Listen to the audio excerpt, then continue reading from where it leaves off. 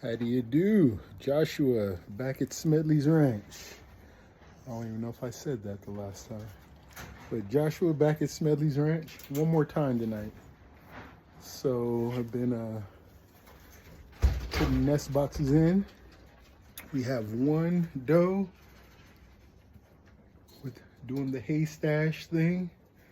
And there's one over on the other end doing the same thing. And some others doing some nest box activity. And oh, it's looking good. It's pretty good.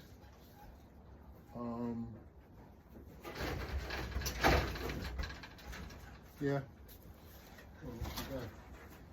Now just finish up the night, get everybody fed and watered.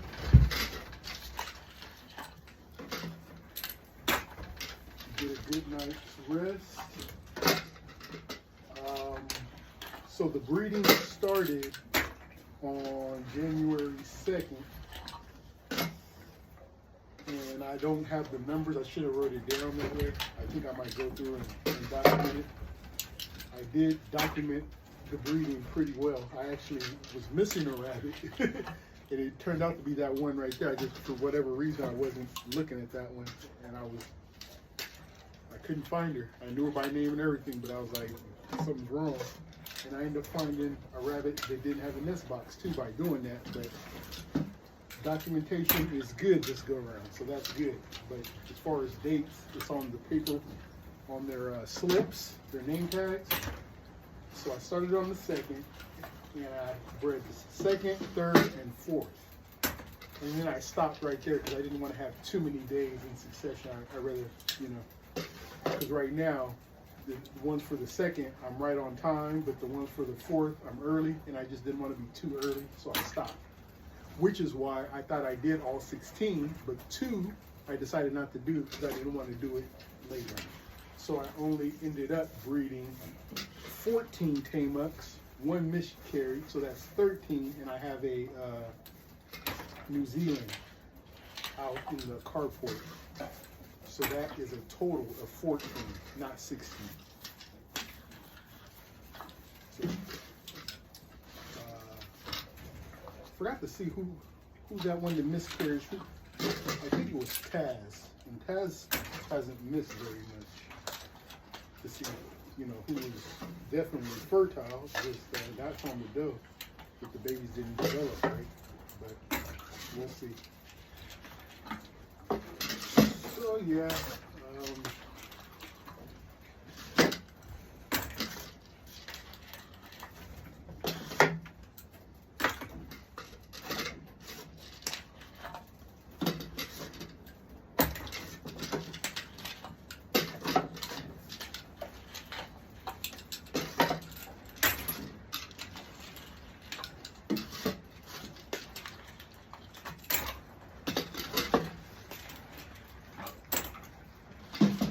Boy, I can't wait not to have to do this no more.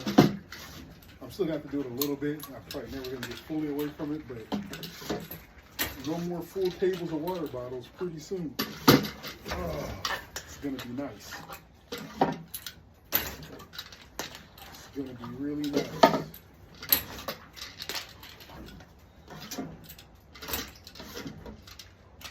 Spend more time checking them. Doing tattoos, clipping nails. Yeah. Focus on overall health more than just keeping them alive. Yeah. We're getting there. We are getting there.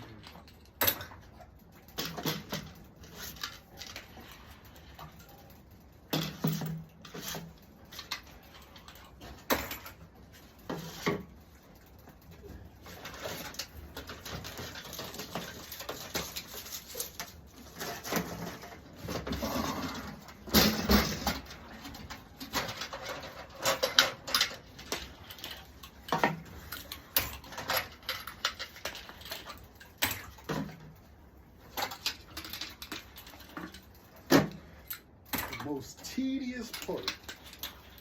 I've got it down to a pretty good science. I started back there. I take my pills out. I grab off all the empties. Then I come in, set those there, get all the empties off of everywhere. Put as many empties as I can on the table. I always have some left over. The empties that don't fit on the table go in this tote right here.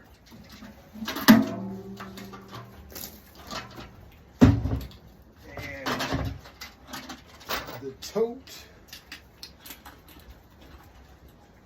just, yeah, keeps the extras. I'll pull out of that. There's a time when I go for the tote. When is that? The tote, usually I really don't pull any bottles out of that until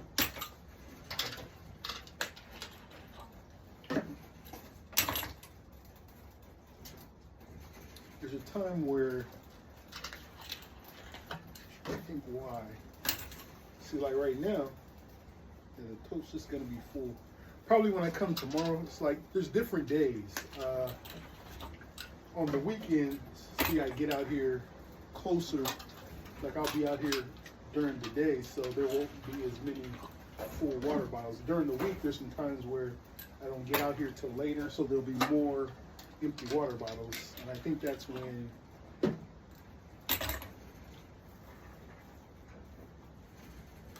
think it's the other way around. When there's less empties to pull off, then I have to, yeah, that's when I have to pull out of the tote because I didn't pull as many empty water bottles to fill up the table.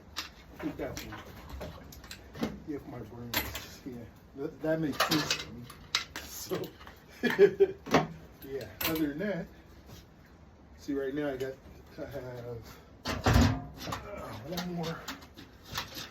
one more pail full, and the table's almost going to be full with that pail. Now, if it wasn't full, then I'd pull out of the tote, but I can tell right now I'm not going to have to. There's a time when this tote will be full, and that's when I'm going to have to pull some out of there to fill up. But I have some full water bottles over there. It's just, that's just a good sign that the routine is going well because I have full bottles around. And yeah, it just means the routine is going smooth as it should. I fill these up. I started this new thing where I'm starting to 8 minutes in. Then I'll take the pails instead of, I usually will take some water bottles and stage them out, but I stopped doing that. So the first thing I do is fill up the pails, then I just use the pails to fill up it out here in here. Right? And then after all the cages in here have bottles, then I take the pills out to the back. It takes 2 pails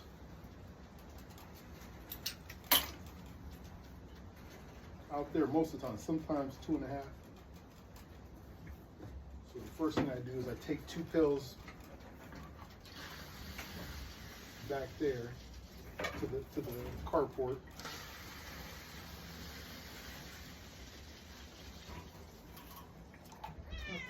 I'm pretty sure I need more than that.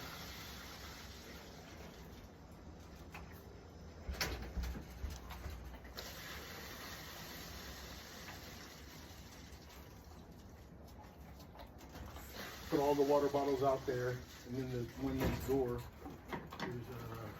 that one needs about 14, but they're not always all empty. Usually it's about half of that 14, it's usually at least 7 next door.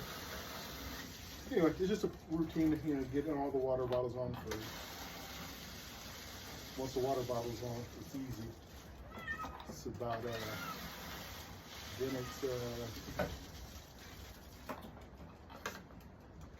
2 small buckets 2 scoops, 2 small buckets full of feed, and a full 5-gallon bucket full of feed for in here. And that 5-gallon bucket takes me halfway into next door, and then one more 5-gallon bucket finishes it off, and I usually have extra.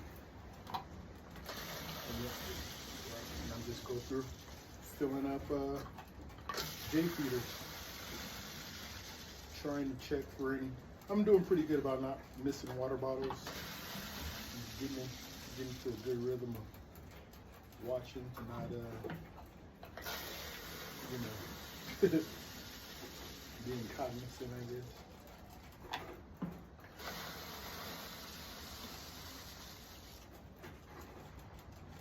That one right there, she's not doing a haste test, but she's digging in the bottom of her nest box, which is just a good sign. It just means that the trigger, but I'm pretty sure that's a new mom, so that's also a sign she may not know what she's doing.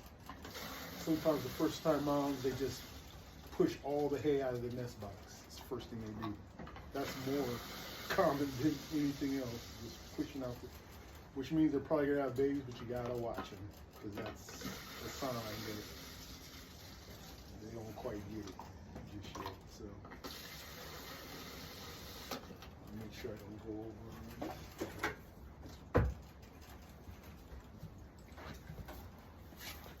over. All right.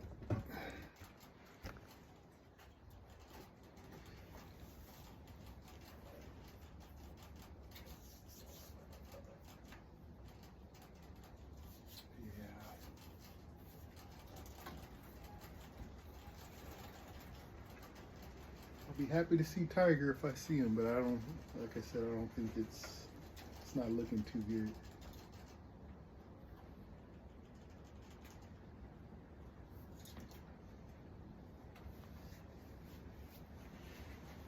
I would imagine male cats are probably hard to, stray ones anyway, are probably hard to come by. Maybe you gotta get them as kittens, we'll see. That's cool. That means I get to be selective. That means no. I thought Miss Hissy was pregnant. She looks like, if she was, it looked like she's dropped them, but that wasn't too long ago. So I imagine it's a couple weeks, right, before you start seeing them if she's had them somewhere or not. I don't know. She's pretty small. Anyway. Lots and lots and lots.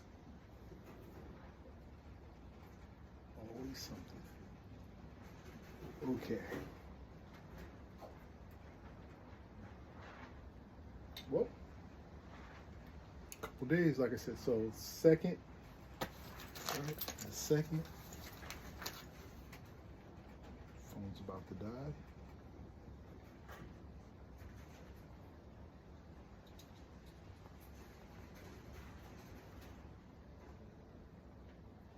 Okay. 1, 2, 3, 4, 5.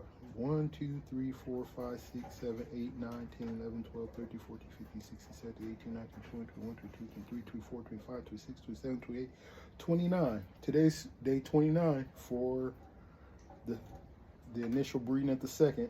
So I'm right on time there. 29 days is optimal.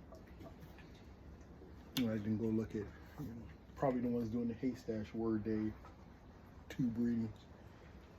I went all the way to the 4th, maybe even the 5th, but I don't see it written. I don't see any 5ths, I don't think. Pretty sure I stopped at the 4th. So